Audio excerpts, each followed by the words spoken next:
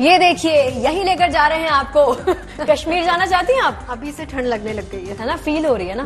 तो हमने माहौल बना दिया है, आपको लेकर जा रहे हैं कश्मीर की खूबसूरत वादियों का दीदार करवाते हैं, क्योंकि कश्मीर में सीजन की पहली बर्फबारी हुई है, जिससे यहाँ की खूबसूरत वादियों में बर्फ की सफेद चादर बिछ गई है। तो जैसा कि शगुफ्ता ने बताया, बिल्कुल सही है, आपको हम कश्मीर लिए चलते हैं। बर्फबारी से घाटी की सुंदरता और भी बढ़ गई है। ऐसे में इस खूबसूरत नजारे का दीदार करने के लिए दूर दूर से सैलानी भी यहां पहुंच रहे हैं। तो चलिए आपको बगैर देर किए लिए चलते हैं कश्मीर की बर्फबारी में।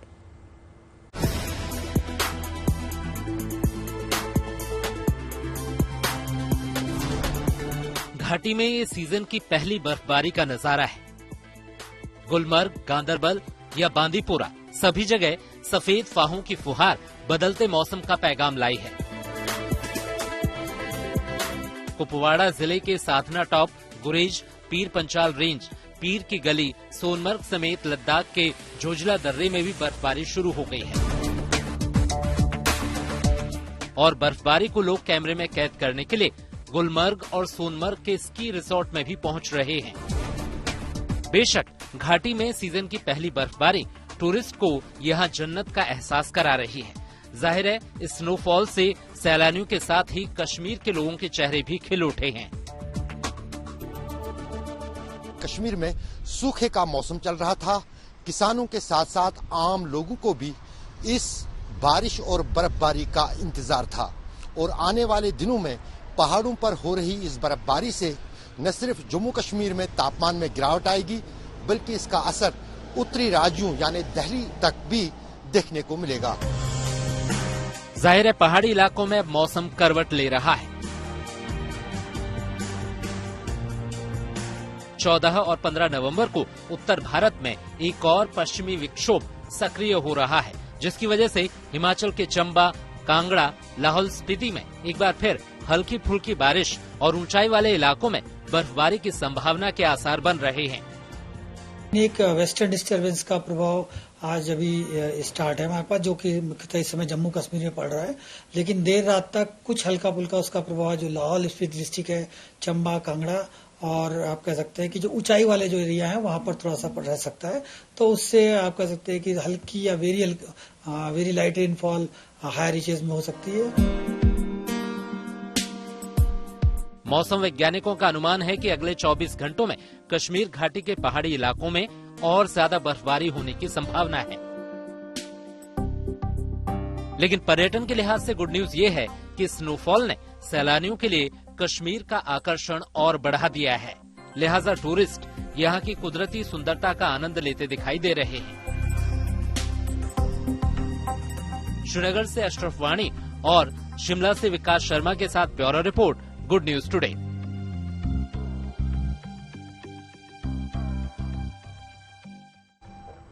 मैं ये कह रही थी कि इस मौसम को देख के चाय वाला फील नहीं आ रहा? तो पी तो रहे, आज स्वाद आ रहा ना चाय का, अदरक वाली चाय, और भी अदरक वाली चाय, मजे आ रहे हैं। अदिति को पूछो, ऐसा मौसम देखिए कहवा याद आता है। कहवा पीने में मतलब आपको बॉडी में नरिशमेंट मिलती है, गर्मी मिलती है, डिटॉक्स भी करना है। ड्राई फ्रूट्स होते हैं ना, उससे गर्मी भी आती है। एग्जैक्टली। देखिए, हमने आपको कितनी सारी ऑप्शंस दे दी ना। ऐसे मौसम में अगर आप चाय का मजा लेना चाहें तो चाय का मजा ले सकते हैं, नहीं तो कहवे का मजा भी आप ले सकते हैं। तो पहाड़ों पर भले ही बर्फबारी हो रही, लेकिन मैदानी इलाकों की बात करें तो फिलहाल हम सभी को सर्दी का इंतजार है। मौसम विभाग का मानना है कि पहाड़ों पर 1-2 दिनों में वेस्टर्न डिस्टर्बेंस सक्रिय हो जाएगा। देखिए, जाहिर है जब पहाड़ों पर मौसम करवट लेगा तो मैदानी इलाकों में भी इसका असर दिखेगा। हालांकि तापमान में बड़ी गिरावट के लिए अभी इंतजार करना पड़ सकता है।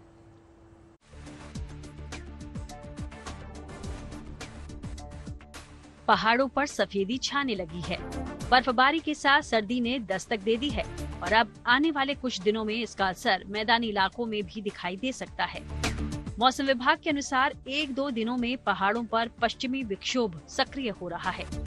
इसके असर से पहाड़ों पर हल्की बारिश और बर्फबारी होने के आसार हैं। पहाड़ों पर बर्फबारी का असर दिल्ली एनसीआर समेत मैदानी इलाकों में देखने को मिल सकता है।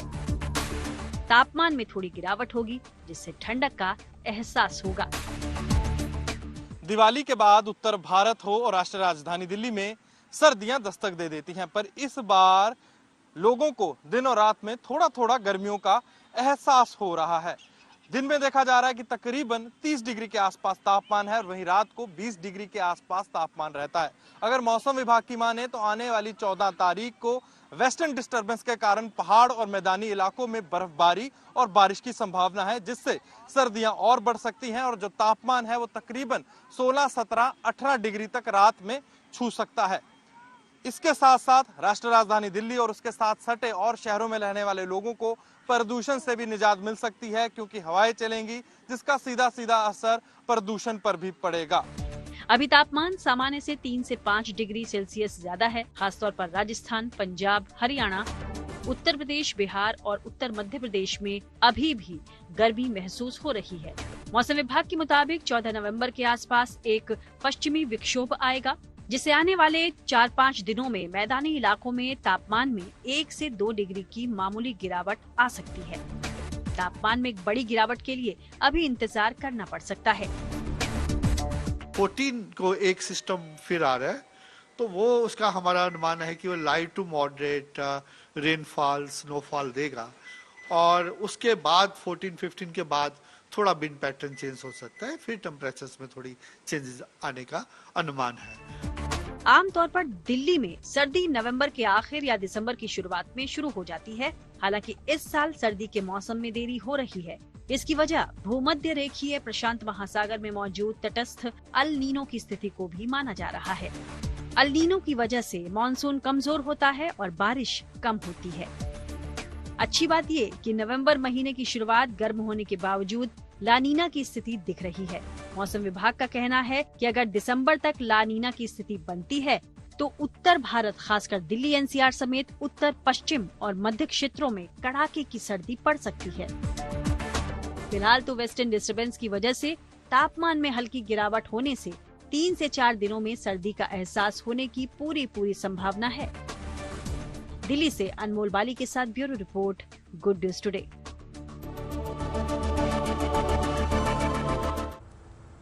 और अब आपको राजधानी दिल्ली में मौसम का हाल बताते हैं। गुड न्यूज ये है कि यहाँ AQI में कुछ हद तक सुधार दर्ज किया गया है। हालांकि कुछ इलाकों में धूल और धुंध की परत छाई हुई है, लेकिन प्रदूषण को कम करने के लिए तमाम कोशिशें की जा रही हैं। दुर्गढ़, फरीदाबाद, गुड़गांव ये सब स्थिति में रेड जोन में है। दिल्ली में स्थिति थोड़ी बेहतर हुई और इसीलिए नई दिल्ली और इसके आसपास का जो AQI दिख रहा है वो 200 से 250, 270 के बीच में है। हालांकि ये पुअर कैटेगरी में है और चूंकि वातावरण में इस समय नमी है, ठंड है, इसके चलते आप देखेंगे कि हेज एक बन रहा है। तो नमी यानी कोहरा और उसके साथ साथ प्रदूषण के जो घटक हैं, जो कारक हैं, उसके चलते एक धुंध आपको चारों ओर दिखाई देगी और ये धुंध के चलते विजिबिलिटी पर असर पड़ा है। और जाहिर है जैसे जैसे दिनों में आगे जब कोहरा बढ़ेगा और इसी तरह के अगर मेट्रोलॉजिकल फैक्टर नहीं होते, हवा नहीं होते हैं, तो यही प्रदूषण के कारक तब तक यहाँ पर रहेंगे वातावरण में और ये जो AQI है वो तब तक ऐसी रहेगी। लेकिन अगर एक बार तेज हवा चलती है तो लगभग जो दिल्ली NCR की जो हवा है वो साफ हो जाती है। कैमरा अगर मैं थोड़ा सा पीछे ले जाऊं आपको दिखाने के लिए तो दिखाई देगा आपको। राष्ट्रपति भवन लगभग 2 किलोमीटर की दूरी पर है, वो आंखों से ओझल है। अमूमन आप ऐसा सर्दियों में देखते हैं जब कोहरा घना होता है, हालांकि तब विजिबिलिटी 500 मीटर से भी कम होती है। लेकिन धुंध की चादर दिल्ली समेत पूरे NCR पर, उत्तर भारत, पंजाब, हरियाणा, पश्चिम उत्तर प्रदेश, दिल्ली और दिल्ली के आसपास के जो शहर हैं, अमूमन यहाँ पर इस समय प्रदूषण बेहद घातक स्तर पर है। हवा की जो गुणवत्ता है वो पुअर कैटेगरी में है, कई पर वेरी पुअर है, सीवियर है और इसी के चलते थोड़ा सांस लेना खतरनाक हो सकता है। ये हवा लगातार जहरीली बनी हुई है। दिल्ली के इंडिया गेट पर मनीष बिधूड़ी के साथ मैं आशुतोष।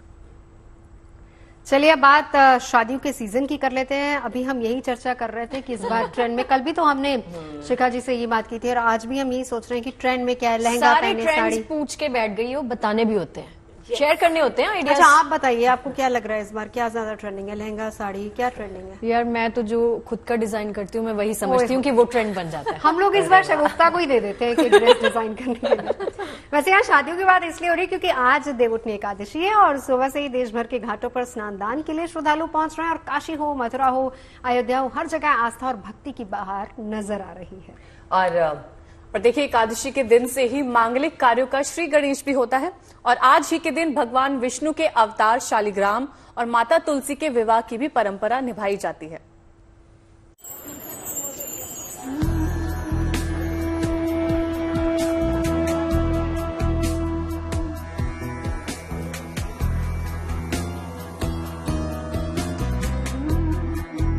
देव उठानी एकादशी के शुभ अवसर पर गंगा घाटों पर श्रद्धालु आस्था की डुबकी लगा रहे हैं। काशी और हरिद्वार में गंगा घाटों पर तो अयोध्या में सरयू किनारे बड़ी संख्या में भक्त पहुंचे हैं, जहां स्नान दान की परंपरा निभाई जा रही है। आस्था और भक्ति का ये मेला श्री कृष्ण की नगरी मथुरा में भी लगा है।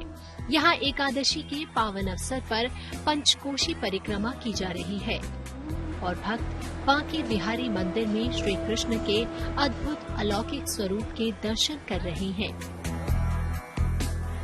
बाबा बैद्यनाथ धाम में भी देव उठनी एकादशी पर आस्था का जन समुद्र उमड़ पड़ा है। यहाँ बाबा के दर्शन के लिए दूर दूर से श्रद्धालु पहुँचते हैं और विधि विधान के साथ तुलसी विवाह के साथ बाबा बैद्यनाथ की आराधना की जा रही है। हिंदू धर्म में एकादशी की खास मान्यता है। कार्तिक माह के शुक्ल पक्ष में आने वाली एकादशी तिथि को देवोत्थान एकादशी के नाम से भी जाना जाता है। कहा जाता है कि इस दिन भगवान विष्णु 4 माह के लंबे समय के बाद योग निद्रा से जागते हैं। उसके साथ ही चातुर्मास का समापन होता है और इस दिन से मांगलिक कार्यों की भी शुरुआत होती है। देव उठनी एकादशी पर श्री हरि की पूजा और व्रत के विधान के साथ साथ तुलसी शालिग्राम विवाह की भी परंपरा निभाई जाती है। वृंदा जो है वो तुलसी के रूप में जन्म लेती हैं और सभी देवी देवता जो है मिल करके भगवान विष्णु के शालिग्राम स्वरूप से जो है तुलसी का विवाह करवाते हैं और इस दिन जो है उनका विवाह संपन्न होता है। तो चलिए आपको बताते हैं कि आज के दिन श्री हरि की उपासना और तुलसी विवाह का क्या है विधान। देव उठनी एकादशी के दिन भगवान विष्णु के शालिग्राम अवतार और माता तुलसी का विवाह किया जाता है। इस दिन माता तुलसी और शालिग्राम भगवान की विधि विधान से पूजा करें और भगवान की आरती के साथ भोग लगाएं। भगवान विष्णु के भोग में तुलसी को जरूर शामिल करें, क्योंकि मान्यता है बिना तुलसी के भगवान विष्णु भोग ग्रहण नहीं करते हैं। इस पावन दिन भगवान विष्णु के साथ ही माता लक्ष्मी की पूजा का भी विधान है। तुलसी जी की उपासना का सबसे बड़ा दिव्य मंत्र जो है ओम नमो भगवते वासुदेवाय है। इसी मंत्र का निरंतर जाप करते रहना चाहिए। इसी महामंत्र से तुलसी को जो है सतीत्व की प्राप्ति हुई थी। इस प्रकार से ये महामंत्र है। इस मंत्र को करने से सभी प्रकार के कष्टों से मुक्ति मिलती है, सभी प्रकार के जो है रोगों से मुक्ति मिलती है, सब प्रकार की संपन्नता, सुख, शांति, वैभव, ऐश्वर्य सब प्रदान करते हैं भगवान श्री हरि। कहा जाता है कि देव उठनी एकादशी से ही श्री हरि सृष्टि को फिर से चालन की जिम्मेदारी भोलेनाथ से लेते हैं और पाताल लोक छोड़कर बैकुंठ धाम आ जाते हैं। तभी से इस शुभ तिथि के साथ धरती पर शुभ मंगल कार्यों को शुरू करने की परंपरा निभाई जाती रही है और आज के दिन श्री हरि और माता तुलसी की आराधना से भक्तों को शुभता का आशीर्वाद प्राप्त होता है। मथुरा से मदन गोपाल शर्मा, देवघर से शैलेंद्र मिश्रा के साथ bureau report, good news today.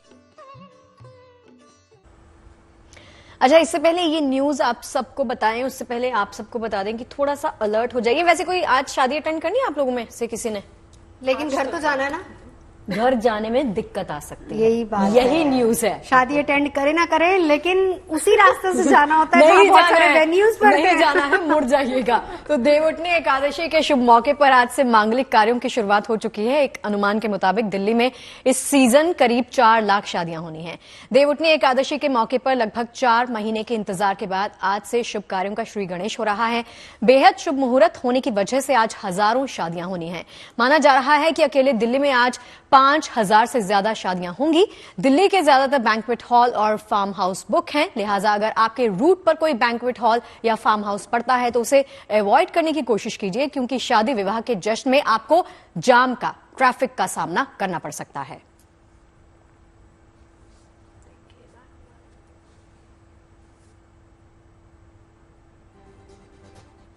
तो बैंड बाजा और बारात की शुरुआत आज से हो गई है। इसको लेकर बैंड कारोबारियों के बीच भी काफी खुशी का माहौल देखा जा रहा है। तो बैंड बाजा वाले भी शादियों की सीजन के लिए बिल्कुल तैयार हैं। देखिए हमारी संवाददाता मनीषा लड्डा की रिपोर्ट।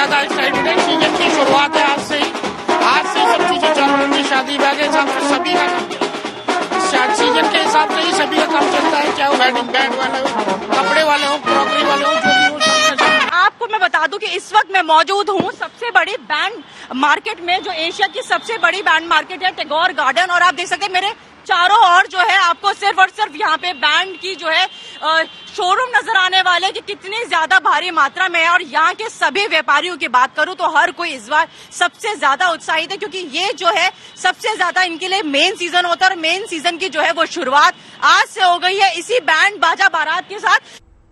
देखिए, कुछ लोग जिनको बहुत दूर जाना है उनको इस बैंड बाजे की धुन से थोड़ी सी आपत्ति होगी, क्योंकि लोग ये सोच रहे हैं कि हमारे तो दोनों ही रास्तों पर बैंक्वेट हॉल पड़ते हैं। क्यों अदिति? मैं जब ऐसे हाथ रख के बैठी हुई थी तो यही सोची थी, शिट आज तो दोनों रास्तों पे फंसना है। खैर कोई बात नहीं। अभी देखिए, देवउठनी एकादशी आज है और आज से विवाह की भी शुरुआत हो गई है, तो आने वाले समय में थोड़ी सी आदत सबको डालनी होगी। आप समय से थोड़ा सा पहले आप निकल सकते हैं, ये एक ऑप्शन हो सकता है। अब हम आपको लिए चलते हैं काशी के घाटों पर, जहां पर देव दीपावली की खूबसूरत तैयारी हो रही है। देव दीपावली यानी कि देवताओं की दिवाली, जिसे काशी में एक परंपरागत और लोक पर्व के रूप में मनाया जाता है। और माना जाता है कि इस दिन काशी की धरती पर स्वयं देवताओं का वास होता है। तो चलिए आपको बताते हैं काशी में देव दीपावली का पौराणिक महत्व क्या है।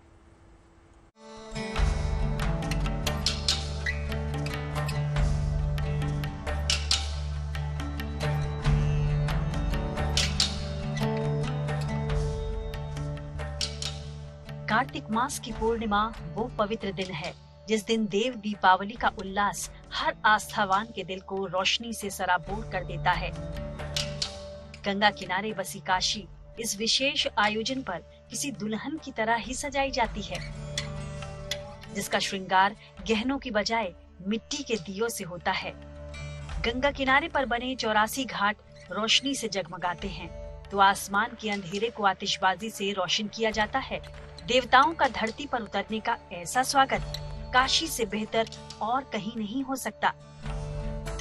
मौजूदा समय में पंचगंगा घाट इसलिए मशहूर है, विश्वविख्यात है, क्योंकि इस घाट से शुरू हुआ एक छोटा सा गिलहरी प्रयास जो देव दीपावली के नाम से जाना जाता है, आज पूरे विश्व में उसकी एक अलग पहचान हो गई है।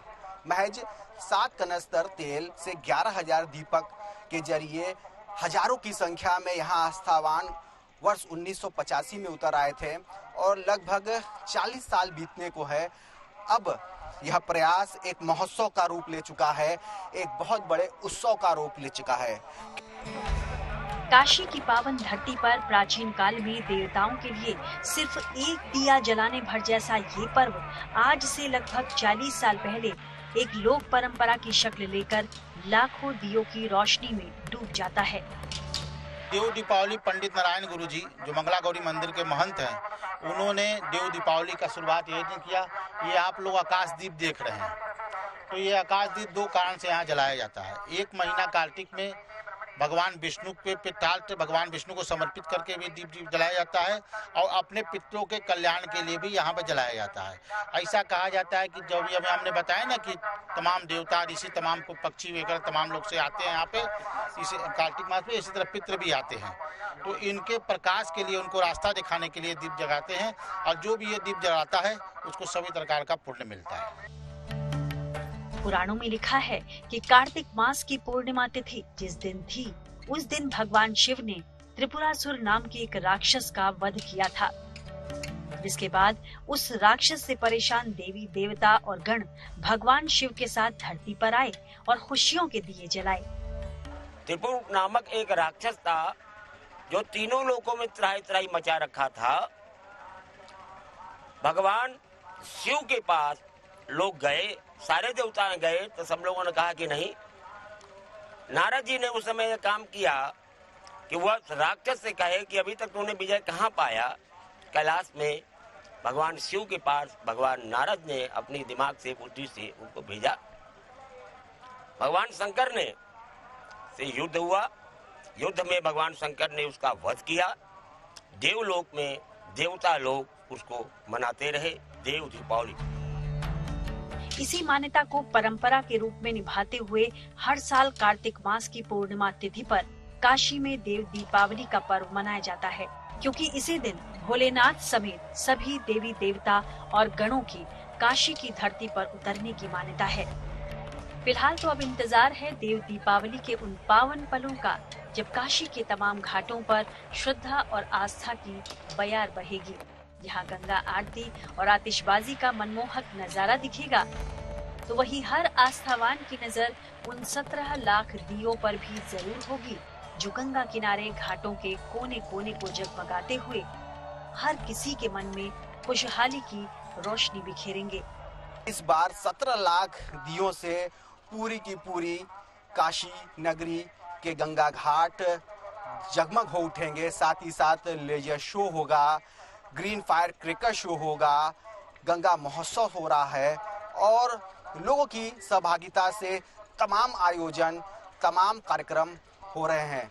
तो लगभग 40 वर्ष पूरे होने को है और छोटे से प्रयास से शुरू हुआ देव दीपावली अब विश्वविख्यात एक बहुत बड़े महोत्सव का रूप ले चुका है।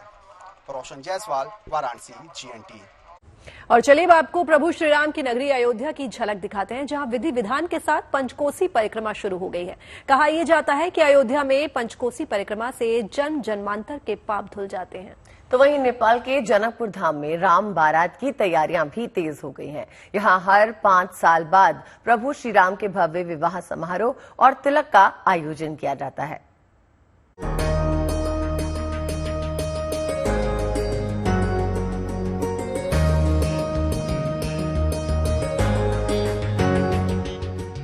मन में अटूट आस्था और जय श्री राम के जयकारे के साथ अयोध्या में शुरू हुई पंचकोसी परिक्रमा।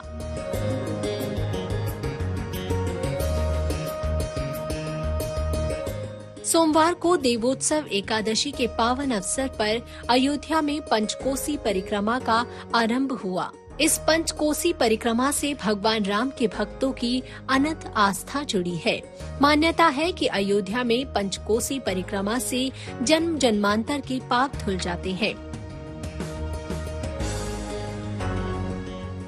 पंचकोसी परिक्रमा में भक्तों की सहूलियत के लिए प्रशासन ने पूरे परिक्रमा मार्ग पर CCTV कैमरे लगाए हैं। श्रद्धालुओं की सुरक्षा के लिए बड़ी संख्या में पुलिस बल भी तैनात किया गया है। एक तरफ अयोध्या में पंचकोसी यात्रा में राम भक्तों की आस्था उमड़ रही है, वहीं दूसरी तरफ नेपाल के जनकपुर में राम बारात की तैयारियां भी तेज हो गई हैं। हर 5 साल बाद जनकपुर में प्रभु श्री राम के भव्य विवाह समारोह का आयोजन होता है। इस बार जो श्री सीताराम विवाह पंचमी महामहोत्सव बहुत भव्य और धूमधाम के साथ होने जा रहा है। प्रत्येक 5 वर्ष पर जो बारात हम लोग सजाते हैं श्री अयोध्या से जनकपुर, मिथिला और अवध त्रेतायुग की संबंध के तहत, वो बारात इसी बार 5 वर्ष के बाद फिर जनकपुर धाम में हम लोग को स्वागत करने का संयोग मिला है। जो हम लोग बारातियों का भी स्वागत त्रेतायुग की तरह कोई कमी नहीं करेंगे, खूब धूमधाम से और खूब बढ़िया से स्वागत करेंगे। विवाह पंचमी से पहले 18 नवंबर को प्रभु श्री राम के तिलक का आयोजन होगा। अब जनकपुर वासियों को बेसब्री से इंतजार है उस पल का जब अयोध्या से भगवान श्री राम की बारात जनकपुर पहुंचेगी और जनकपुर के लोग बारात का भव्य स्वागत करेंगे। अयोध्या से बनवीर सिंह के साथ bureau report, good news today. Mathura लिए चलते जहां पर कंसवध की परंपरा निभाई गई। कार्तिक शुक्ल पक्ष की दशमी को कंसवध किया गया है। हजारों सालों से चल रही इस परंपरा का निर्वहन यहां चतुर्वेदी समाज करता है। बच्चे बूढ़े जवान हाथों में लाठियां लिए कंसवध के लिए निकलते हैं। और विजयदशमी पे रावण को जलाने की परंपरा है, लेकिन इस दशमी पे कंस पर लाठियों का प्रहार होता है। माना जाता है कि मल्ल युद्ध में कंस को अधमरा कर श्री कृष्ण उसे खींच के विश्राम घाट तक ले गए हैं और वहां लोगों ने उसे लाठियों से पीटा था। इसलिए इस परंपरा को निभाया जाता है और झांकी वगैरह के जरिए विजय का जश्न मनता है।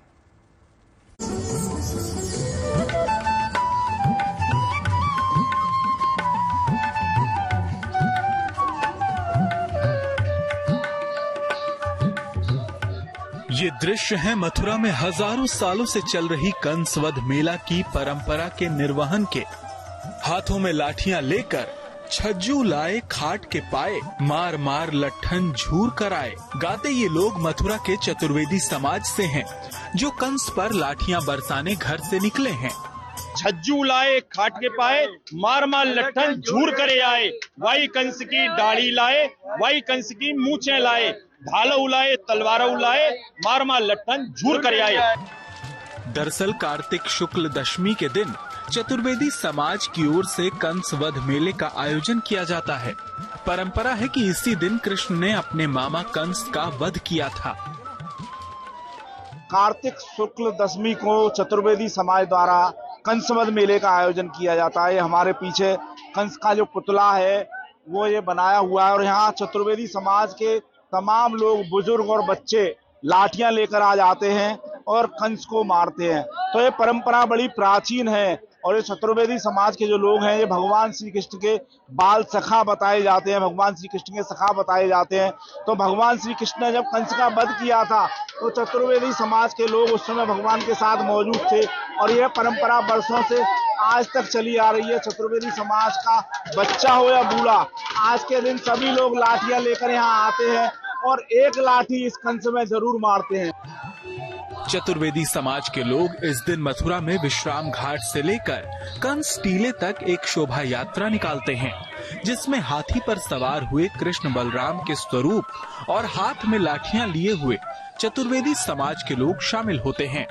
जब ये शोभा यात्रा कंस टीले पर पहुंचती है तो कृष्ण बलराम के स्वरूप यहाँ स्थापित किए गए कंस के विशालकाय पुतले को युद्ध के लिए ललकारते हैं और कृष्ण बलराम द्वारा युद्ध की विधिवत शुरुआत करने के बाद चतुर्वेदी समाज के लोग अपनी लाठियों से कंस को ढेर कर देते हैं।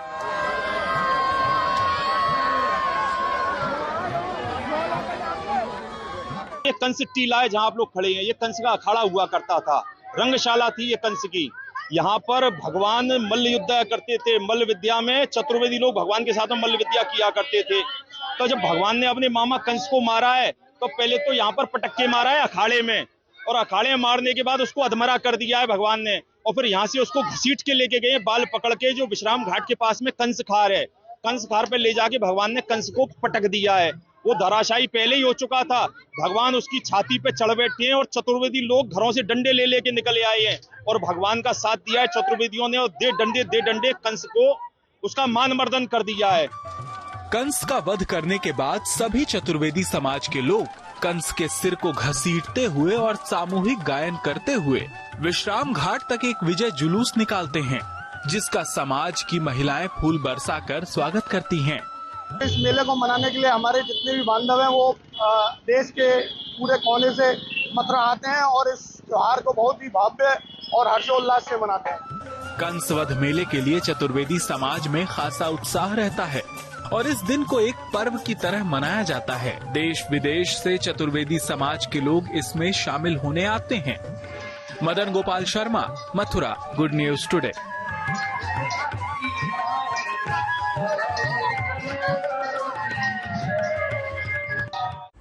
चलिए अब रुक करते हैं अजमेर के पास पुष्कर मेले का, जहां पर लगा हुआ है उत्सव का मेला।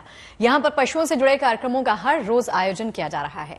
जी हाँ, ऊँट डांस, हॉट डांस जैसे कई कार्यक्रम आयोजित किए जा रहे हैं। इसके अलावा लोक कलाकार भी अपनी कला की छटा बिखेर रहे हैं, जिसको देखने के लिए यहाँ दूर दूर से लोग पहुंच रहे हैं।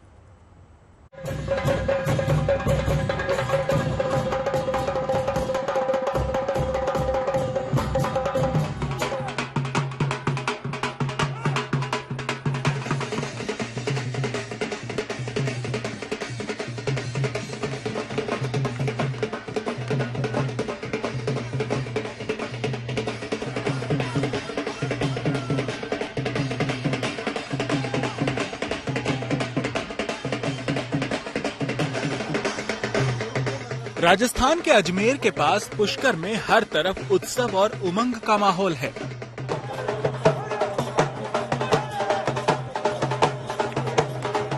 कहीं ऊंटों का श्रृंगार कर जुलूस निकाला जा रहा है तो कहीं घोड़ों को सजाया संवारा जा रहा है। यहाँ पर ऊंट और घोड़ों का डांस देखने के लिए लोगों का उत्साह देखते ही बन रहा है।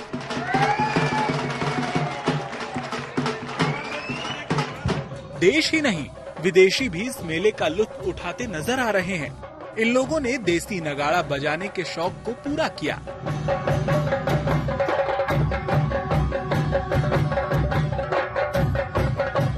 पुष्कर में देवउठनी एकादशी यानी 11 पर स्नान का अलग महत्व है।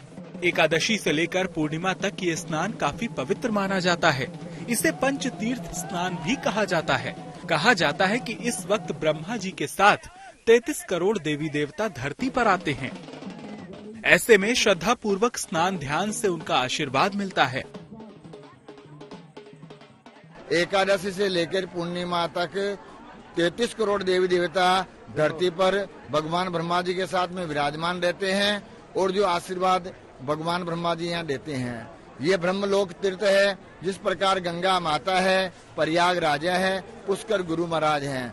गुरुर ब्रह्मा गुरुर विष्णु गुरुर देवो महेश्वरा गुरुर साक्षात परब्रह्मा तस्मै श्री गुरुवे नमः। तो गुरु को नमन करने के लिए यहाँ आते हैं। यहाँ सभी तीर्थों की यात्रा यहीं सफल होती है।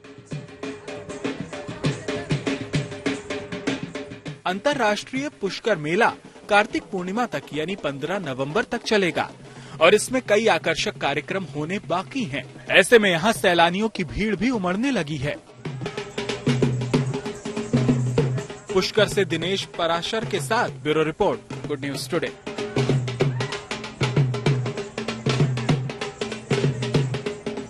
IIT कानपुर ने रोबोटिक डॉग का निर्माण किया है। इनबिल्ट कैमरा से लैस ये रोबोटिक डॉग 360 डिग्री मूव कर सकता है और 4 किलो वजन के साथ कहीं भी आ जा सकता है। इस रोबोटिक डॉग को नाम दिया गया है M2। दावा ये है कि M2 सुरक्षा के क्षेत्र में अहम भूमिका निभा सकता है।